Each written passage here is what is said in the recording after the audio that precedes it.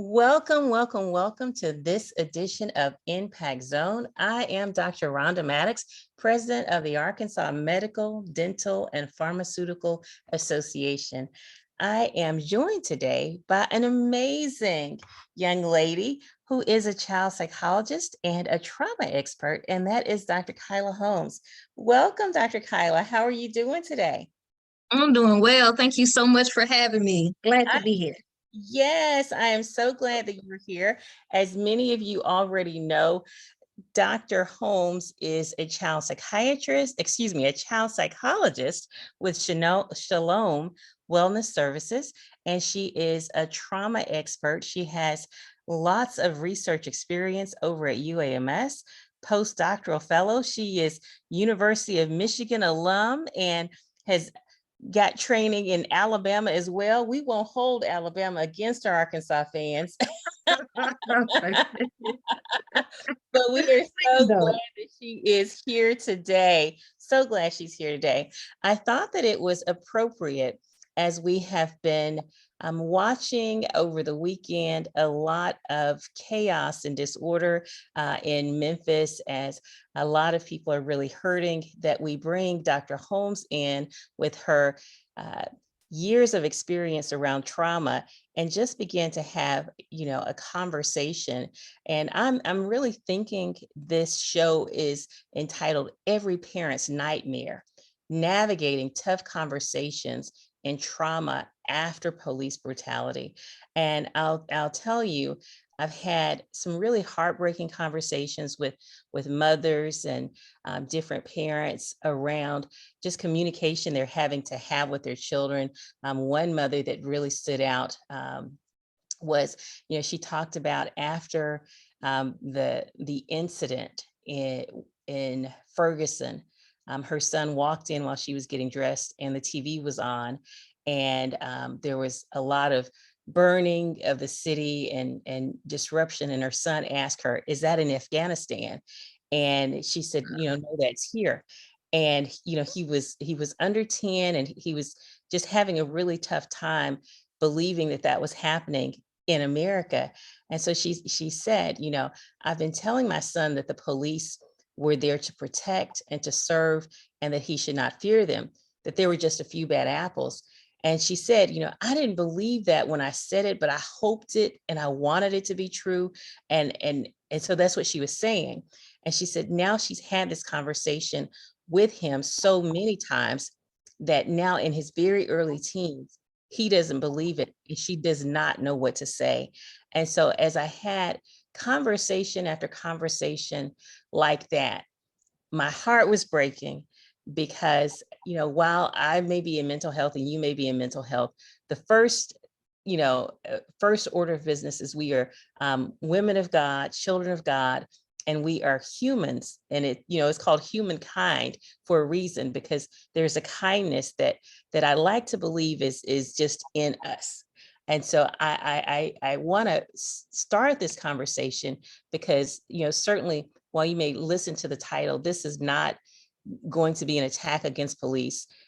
Honestly, it may not even really deal with police, because what I'm really interested in is how do we communicate in a way that allows our children to grow up feeling safe, but then communicate the gravity of what we're dealing with and what they may be dealing with in a way that brings them home.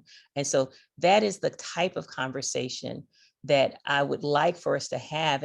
And before I go there, though, I will just say, we've been many, not necessarily me, but have been seeing these images over and over and over again, and listening to the news. Some of my colleagues have just been staying before the news, and I can't do that. But what happens when you see that, not just one time, but over and over again? What happens inside of us as we watch that kind of brutality? Yeah, that's a good question. And I think I just want to, Dr. Maddox, first just validate a lot of what you said. This is a topic that I think could be, heavy for, a lot of people listening and heavy for a lot of people who have been hearing about what's going on. So hopefully as people are listening, even this conversation and discussion can evoke the same feelings and physical feelings that people may have had when they initially heard about it or even Mhm. saw the footage if they chose to watch it. So even as we're talking here today, I hope that people are taking care of themselves and taking their deep breaths and doing what they need to do for them, even as we have this conversation now. Great Mhm. point. Yeah, so I think what it does to us, now I will disclaimer is I didn't watch it. I have to limit my media consumption. Like I just couldn't, maybe at Mhm. some point I will, but I couldn't. I've heard about it, I've read about it, I've had conversations about it, but actually watching the footage, I haven't. Because I think what it can do, everybody responds differently, but what it can do can evoke or stir up feelings of sadness, feelings of anger, feelings of anxiety, of fear, of disappointment, of hopelessness, of all of just a range of emotions. And then with that may come physical feelings of tightness. We Mhm. may feel like butterflies in our stomach. We may feel even physical pain in our bodies. We may not feel anything. It may be a numbness, and that happens too. It may feel like an emptiness or a heaviness may come over us. So I think if people are having physical feelings, even as they watch it or even later in the day, sometimes it could be a kind of delayed or reaction that the body may have to know that that can come with it for children and adults. Mhm. Mhm. Mhm. That's good. That's good. You know, I have encouraged parents to be very intentional about monitoring their youth's consumption of social media and television and all of that. And I've, my daughter and I actually did not have a conversation about this weekend, and it wasn't until uh, later, maybe even after she had gone to bed, that I thought, oh my gosh, I protected her here. And in my mind, it was protection. But she's going to go to school. And Mhm. what should we have talked about? And she's 13, she's a teenager. What should we have talked about? Or how should I have approached that situation so that maybe I could have softened whatever it is she might hear today? Oh, that is a good question. That is a good question. So I think if I could kind of say this first, Dr. Maddox, I think as adults that it can evoke so many feelings. And the thing is, it's not just related to the incident that just occurred. It Right. triggers thoughts and memories of previous shootings, Yes. previous violence that may be police related or not. So I think the first thing as adults is I very much have an adult first model, whether we're talking about parents, even providers, teachers, is we need to take care of ourselves first, right? So it would be ideal to take a moment to kind of do, if we have mantras, affirmations, meditation, something that regulates us as adults before we engage with children. If possible, that doesn't mean, we're going to be 100% regulated and we won't have any sadness or anxiety or anything, because those emotions will likely be there. It's just a matter of having acknowledged that first and Mhm. have some measure of being in a somewhat clear state of mind before that conversation. So I really do encourage adults to kind of do that first and do a little bit of their own work first. And then just really start the conversation. So I mean, as adults, parents, know their children, are in tune with them. So if they feel like their child is in a state and at a developmental level where they can handle some sort of conversation, even if brief, start the conversation. Talk about what happened, because not talking about what happened could potentially make the event feel more threatening and confusing in the mind of the child. So, it would be ideal, even if it doesn't have to be a detail, but even if it's a brief conversation, at least, you know, maybe let them know, what happened, ask them what they already know, because maybe they already know. So it can be start by asking them what have they heard about it from the media or from their friends, and to listen carefully to what they're saying. And then just create a space for them to talk about how they feel. And then maybe, especially if we know they might hear information later that day or the next day, I usually like to encourage folks that I work with, and I do this for myself, to what I call cope ahead or plan ahead. If we know something emotionally difficult may happen later, at least have a brief plan for how to handle that, to know, so people know that if these emotions or physical feelings come, that's understandable, that's normal or typical. And these are some ways to kind of be able to handle those emotions in that moment. Maybe not even necessarily make them go all the way away. Because if people are still angry and anxious and sad about this, that is understandable. Those emotions are going to be there. So it's not about making them go away, but it is about saying, how do we respond to them in a way that's healthy and skillful? So we can prepare our children for that as well. Mm-hmm.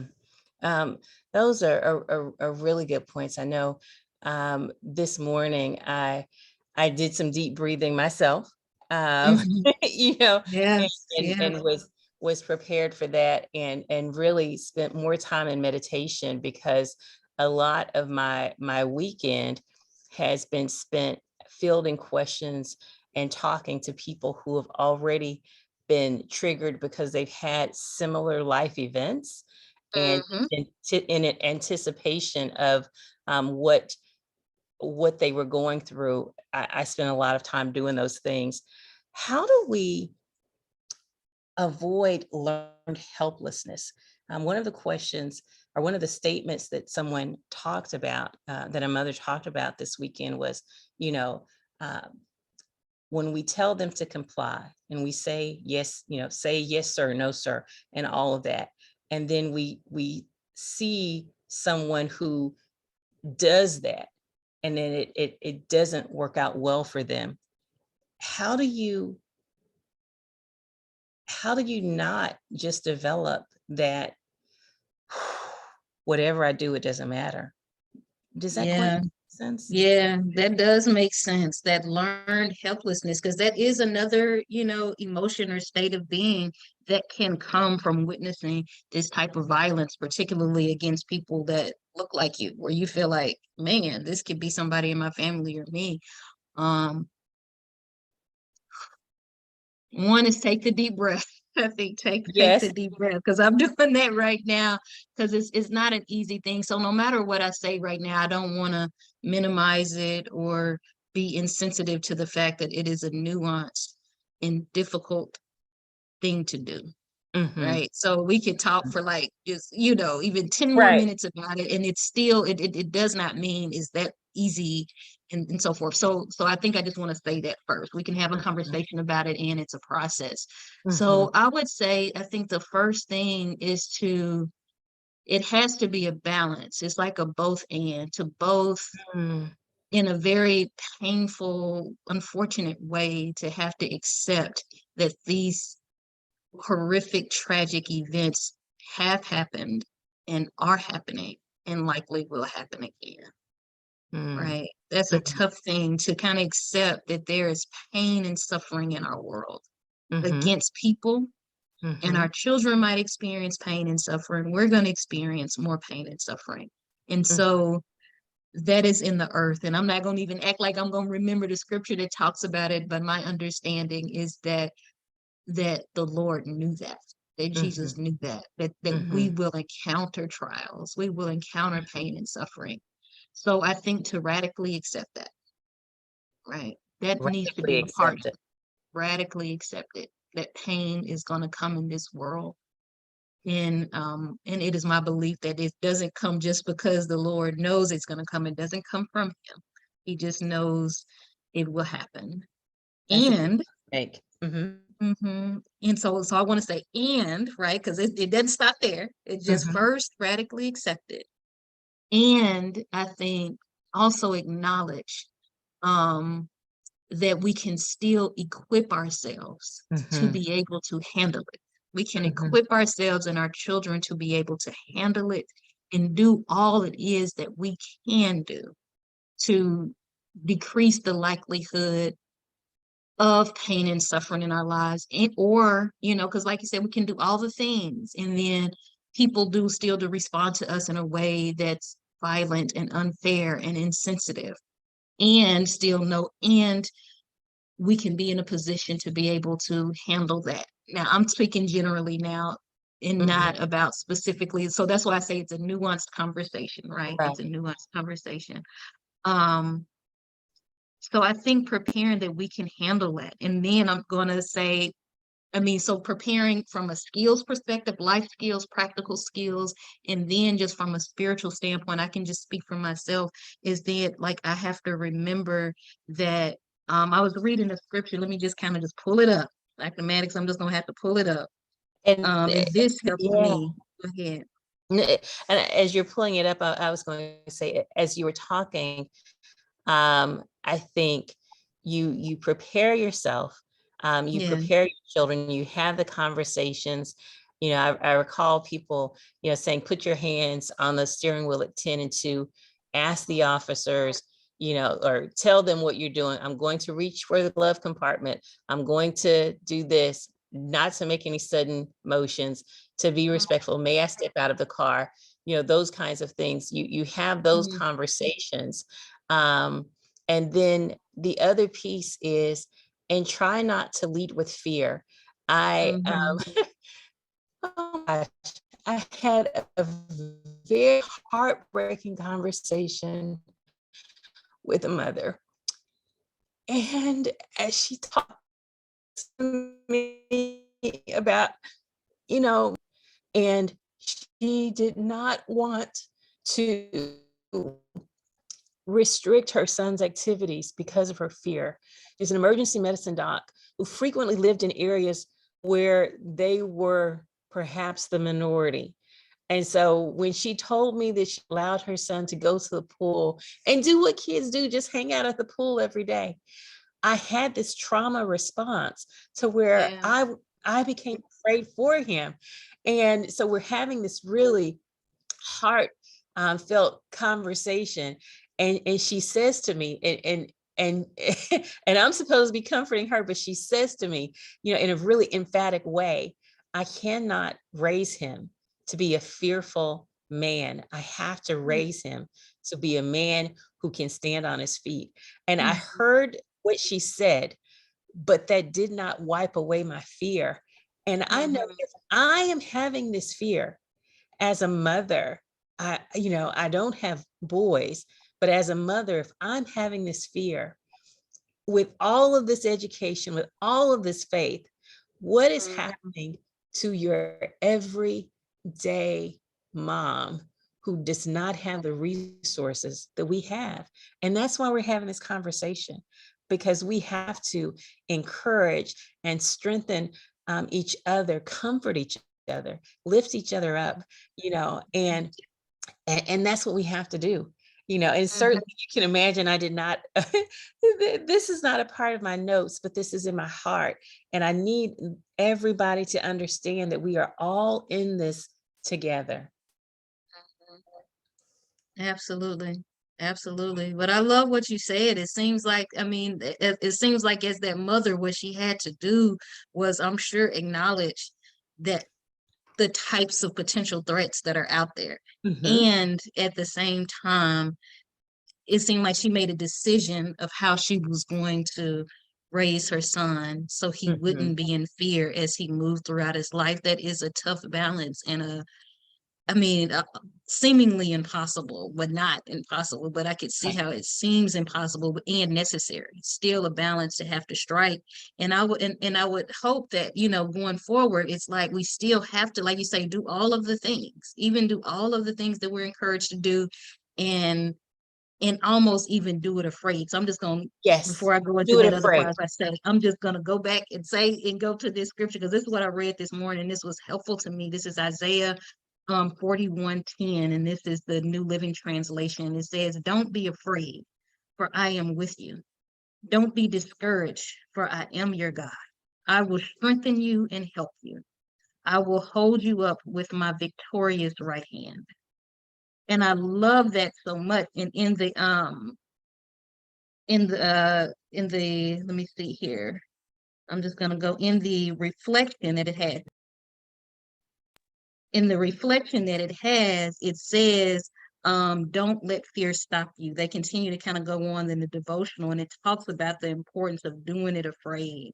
Like, even if it's things that, are that may have some threat to it, use wisdom. Obviously, use wisdom. And for people who believe in kind of being led by the Spirit of the Lord, be led in what to do and what to not do, and where to go and where to not go. But even if God has told us to go ahead and move forward and do something, and we have some anxiety or have some fear, really doing it afraid and believing for protection. And now I'm getting into some spiritual things. So I'm gonna come back to my psychologist hat. I'm going back to my psychologist. But that's what helps me. That helps me personally. But I think as long as we're equipped, whether we're equipped spiritually or equipped with coping skills and life skills, that what I will work with people in therapy is still things that we can do to know if our body is feeling afraid and our body has an anxiety. If we're a person of faith, bring in our faith to kind of help in those moments to kind of at least ease the anxiety and not complicate it. And so we can still do the things that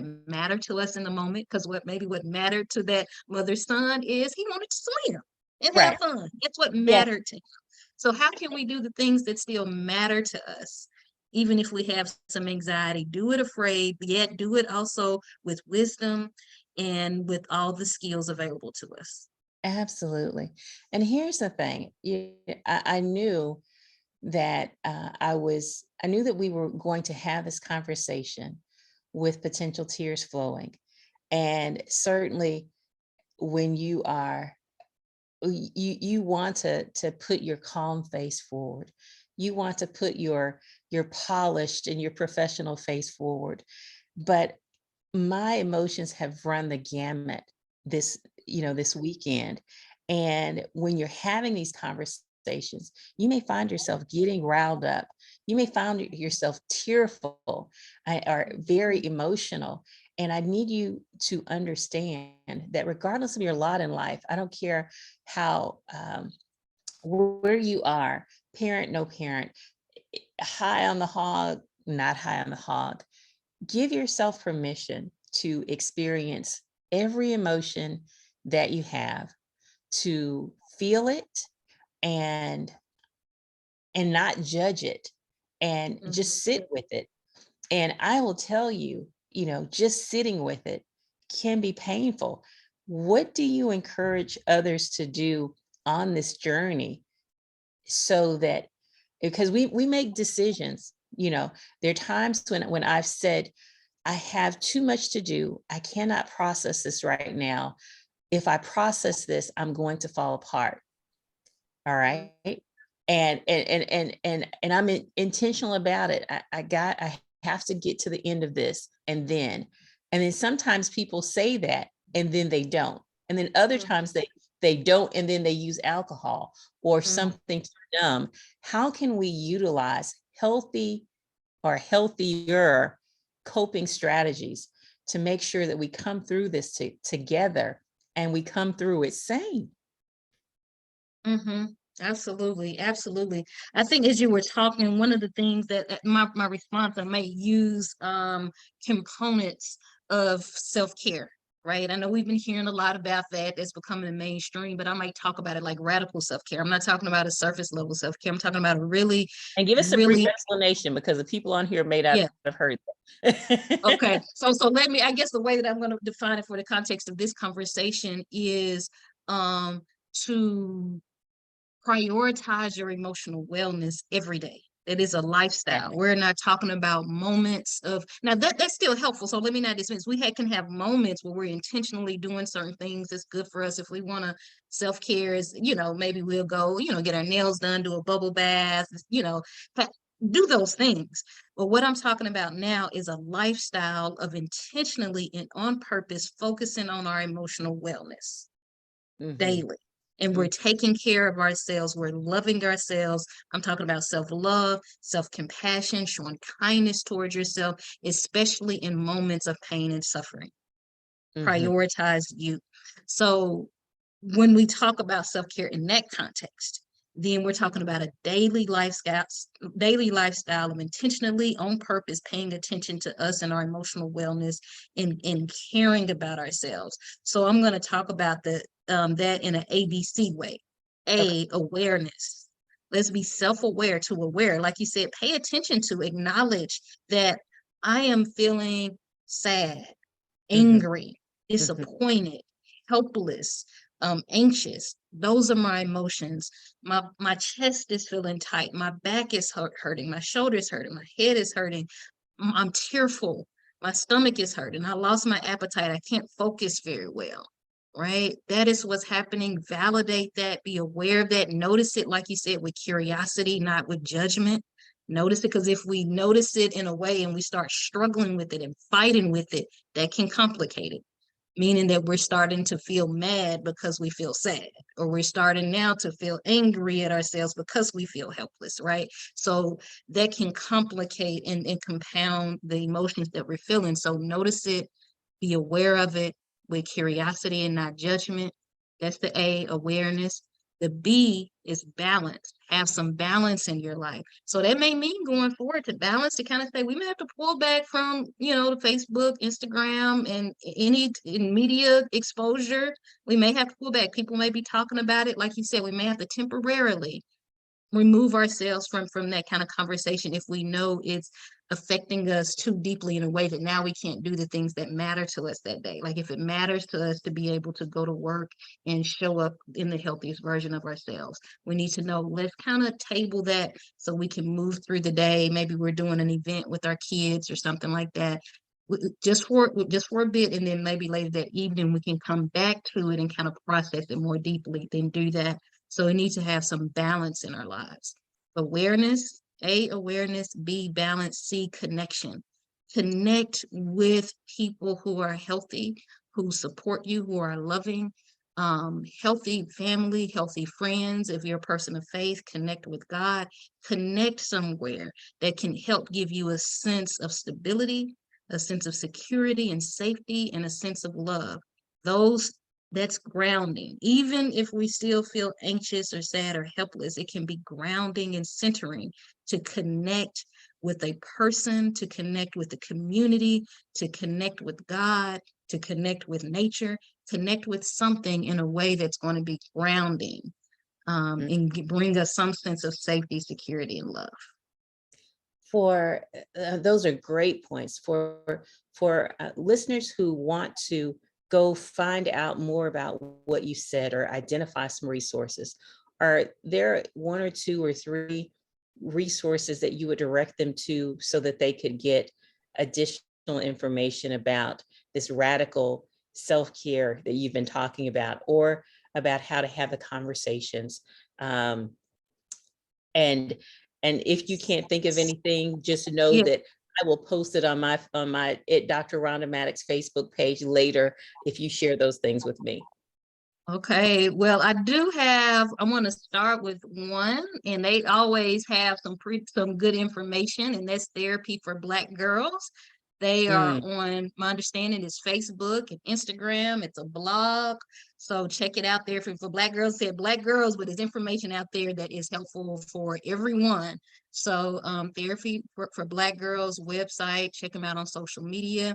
Some of those tips that I gave about how to talk to our children about anything that's happened that's difficult, came from the National Child Traumatic Stress Network. The National Child Traumatic Stress Network, NCTSN. They are on social media and they have tons of information yes. on their website. They have a document, I have it pulled up now, talking to children about mass violence, talking to children about shootings, all types of stuff. Even if you were to Google NCTSN and put in a topic, I'm sure they would have Yes. something relevant to it. Well, NCTSN. The yeah. last one, as the third one, is going to be for self-care. This is a book that I'm reading now, and is by African-American female psychologist. She's awesome. Her name is Dr. Robin Gobin. She has a book called The Self-Care Prescription: Powerful Solutions to Manage Stress, Reduce Anxiety, and Increase Well-Being. So it's a book, the self-care prescription, and it has a journal to it. You can find it on Amazon and in other ways. So that's helpful. She talks about holistic radical self-care, all the components of it. Well, thank you so much for joining us. Mhm. I know I had in mind where we were going to go. I feel like this conversation could go on for another 30 minutes or hour or so. Yes, ma'am. So family, as you are listening, I just know that I'm going to invite her back. Tune in next week. If I can talk her into coming back next week, she'll be with us again next week. She's smiling because we've not discussed this. So put it on your calendar, but she may or may not be here. Listen, thank you all for tuning in, for being loyal listeners. Thank you, Dr. Holmes. I know I have to respect your time and we'll let you go. And listeners, tune in every Monday from 11:30 a.m. to 12 p.m. Central Standard Time. Always remember to step outside of your comfort zone and make an impact, and do it. Do it with fear, do it with tears, but do it. I appreciate you, and go have an amazing day. Bye-bye.